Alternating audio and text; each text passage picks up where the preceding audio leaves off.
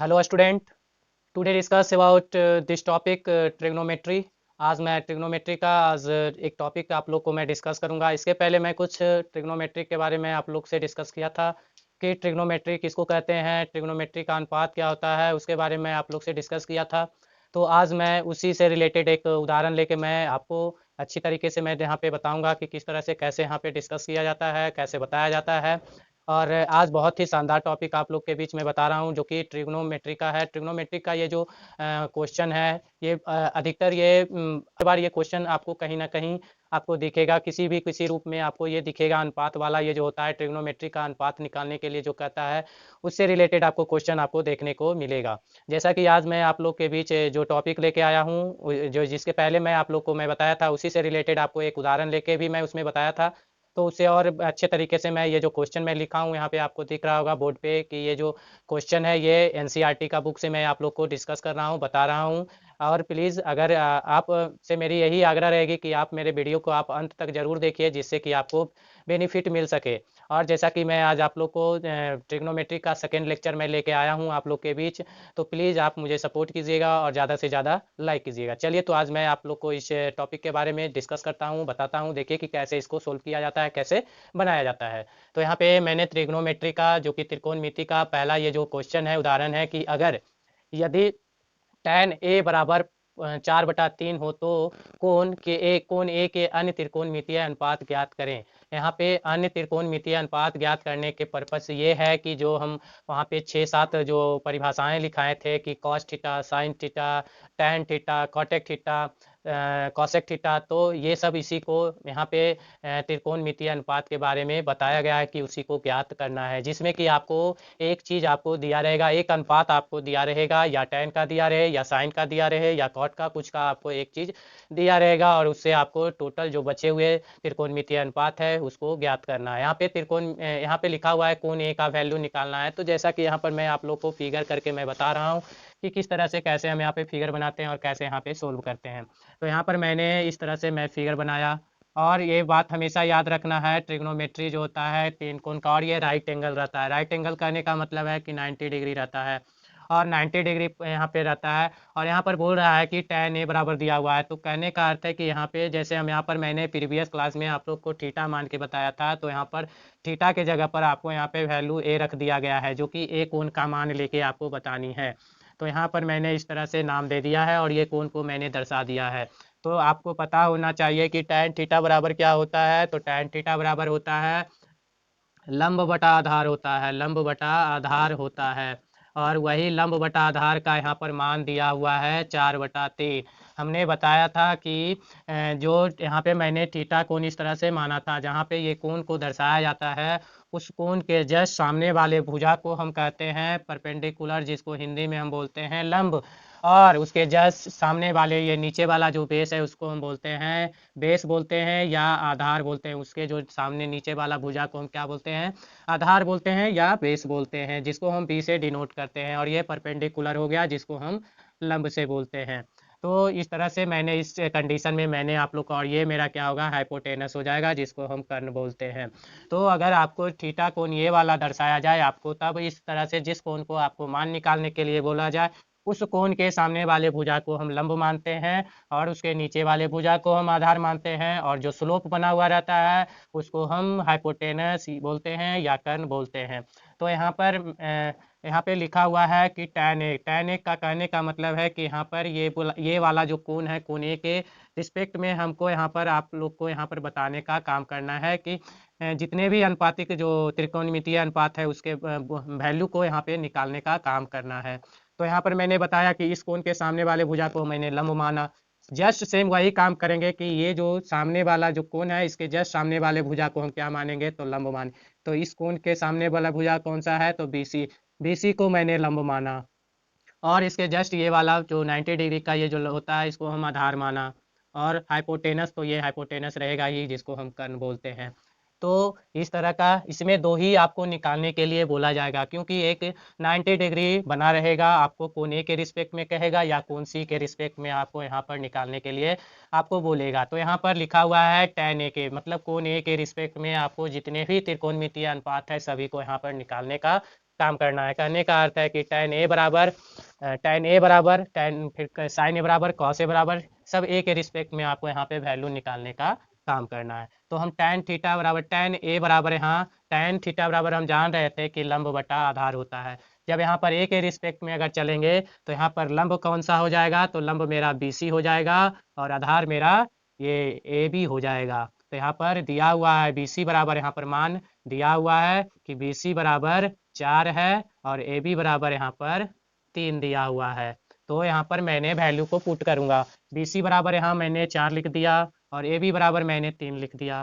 तो आपको याद करनी है, 9th क्लास में आपको पाइथागोरस थ्योरम आप पढ़े होंगे, तो पाइथागोरस थ्योरम को एक बार याद करनी है। तो वो किस लिए, आपको जितने भी अनुपातिक राशि निकालने के लिए बोला जाए त्रिकोणमिति का, तो उसमें तीनों भुजा को हमें मालूम होना जरूरी रहता है। तो यहाँ पर tan A में आपको वैल्यू दे दिया गया है कि tan, आपको पता था कि tan A बराबर होता है लंब बटा आधार, तो लंब का वैल्यू दिया हुआ है, आधार का वैल्यू दिया हुआ है। तो इसमें आपको कर्ण निकालनी है, तब जाके हमारा जो बचा हुआ और सभी जो त्रिकोणमितीय अनुपात है उसको हम हल करेंगे। तो यहाँ पर सबसे पहले मैं आप लोग को यहाँ पर कर्ण निकालने के लिए मैं बता रहा हूँ कि कैसे इससे कर्ण निकाला जाता है। तो आप एक बार पाइथागोरस थ्योरम को याद कर लीजिए कि पाइथागोरस थ्योरम होता क्या है। तो पाइथागोरस थ्योरम होता है कि कर्ण स्क्वायर बराबर, यहाँ पर लिख देता हूँ कि पाइथागोरस थ्योरम, जिसको हम प्रमेय बोलते हैं। और हाँ, इसमें सबसे ज़्यादा ये इम्पोर्टेंट करता है पाइथागोरस थ्योरम। जब आप त्रिकोणमिति आप पढ़ेंगे तो पाइथागोरस थ्योरम को ज़रूर से ज़रूर याद कर लीजिएगा, क्योंकि आपको इसी पे सबसे ज़्यादा आपको बनाने के लिए क्वेश्चन दिया रहेगा। तो आपको प्रमेय आपको याद करनी होगी, आप उसका जो फॉर्मूला होता है उसको आप दिमाग में रख सकते हैं। जैसा कि यहाँ पर मैं लिख देता हूँ कि AC स्क्वायर बराबर AB square plus BC square होता है। कहने का अर्थ है कि कर्ण स्क्वायर बराबर आधार लंब स्क्वायर प्लस आधार स्क्वायर। तो यहाँ पर आप tan के हिसाब से चलिए, तो tan में यहाँ पे लंब और आधार दिया हुआ है, तो मैं यही फार्मूला पर पुट करके मैं जो अननोन है उसको मैं निकालने का काम करूँगा। तो यहाँ पर AC स्क्वायर को निकालना है, तो AC स्क्वायर बराबर AB का वैल्यू दिया हुआ है, तो AB का वैल्यू दिया हुआ है 3 दिया हुआ है, 3 का स्क्वायर प्लस BC का वैल्यू दिया हुआ है 4 का स्क्वायर। तो यहाँ पर मैंने AC स्क्वायर बराबर 3 तिहाई 9 प्लस 4 चौके 16, तो यहाँ पर लिख सकता हूँ AC स्क्वायर बराबर 25। तो AC बराबर ओवर रूट 25, तो इसलिए AC बराबर ये 5। तो यहाँ पर कर्ण निकल के आ गया 5 आ गया। तो अगर प्लीज़ आपको समझ में आ गई होगी तो प्लीज़ मेरे वीडियो को आप लाइक कीजिए, कमेंट कीजिए और सब्सक्राइब कीजिए मेरे चैनल को। तो यहाँ पर मैंने आपको ये फार्मूला के तहत आपको मैंने अननोन वैल्यू को मैं निकालने के लिए आपको मैं सिखाया। अब मैं इस पे मेरा तो ये लंब भी अब निकल गया, लंब और आधार कर्ण मेरा तीनों भुजा का वैल्यू यहाँ पर आ गया है। अब हम इससे निकालने के लिए सीखेंगे कि साइन थीटा का मान कैसे बैठाएंगे, कॉस थीटा का मान कैसे बैठाएंगे। तो इस तरह चीज़ को मैं यहाँ पे बताऊंगा।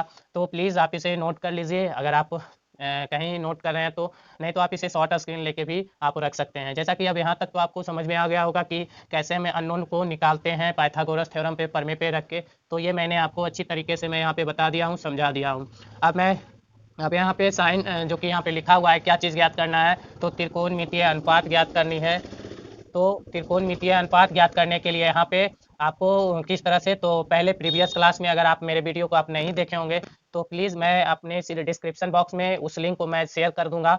आप प्लीज़ उस पर जाके फर्स्ट क्लास आप देख लीजिएगा कि किस तरह से कैसे, वहाँ पे मैं ब्रीफली से मैं बता दिया हूँ कि लंब आधार क्या होता है, कर्ण क्या होता है। तो उसके बारे में अच्छे तरीके से अनुपातिक फार्मूला को मैं अच्छे से बता दिया हूँ, और उस पर मैं एक इस तरह का भी मैं क्वेश्चन लेके, उदाहरण लेके मैं उस वीडियो में एक डाला हुआ हूँ, बताया हुआ हूँ।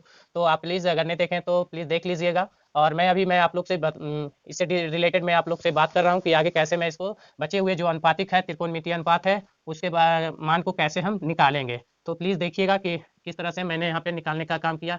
तो आप प्लीज़ ऊपर से आप याद करने का काम कीजिए। tan तो दिया हुआ है, बचा हुआ है, अब निकालना है साइन ए का मान। साइन ए का मान, तो साइन ए का मान, तो साइन ए का मान यहाँ पर मैंने बता दिया था, ये था लंब। लंब कितना मेरा आया था, 4 आया था। तो यहाँ पे साइन साइन थीटा बराबर बताया था कि क्या होता है, कर्ण लंब बटा कर्ण होता है, लंब बटा कर्ण होता है। तो यहाँ पे साइन ए का, तो यहाँ पर मैंने लंब इसको माना जो कि BC है। तो यहाँ पर साइन ए बराबर क्या हो जाएगा, तो ये मेरा हो जाएगा लंब बटा कर्ण हो जाएगा, लंब बटा कर्ण। और ये आपको बहुत ही ज़्यादा इंपॉर्टेंट है ये याद रखने के लिए कि क्या होता है साइन थीटा बराबर क्या होता है, कॉस थीटा बराबर क्या होता है, कॉट थीटा बराबर क्या होता है, टैन थीटा बराबर। अगर ये आपको याद हो जाएगा तो आप प्लीज़ आप इस फिगर को आप ड्रॉ कर लीजिएगा, उस तरह से आप मान वैल्यू को पुट करके आप रखते रहिए। आपको बस दो ही चीज़ ध्यान रखना है कि आपको क्या चीज़ निकालने के लिए दे रहा है। कोण के जगह पर ए दे रहा है तो ए के जस्ट सामने वाले भुजा को मान लेनी है लंब, उसके जस्ट अगले वाले भुजा को मान लेनी है आधार, बाकी जो स्लोप बना हुआ है उसको वो क्या मान लेनी है, कर्ण। तो इसमें क्या होता है, दो ही चेंज होता है, एक लंब और आधार चेंज होता है, बाकी हाइपोटेनस सब में सेम रहता है।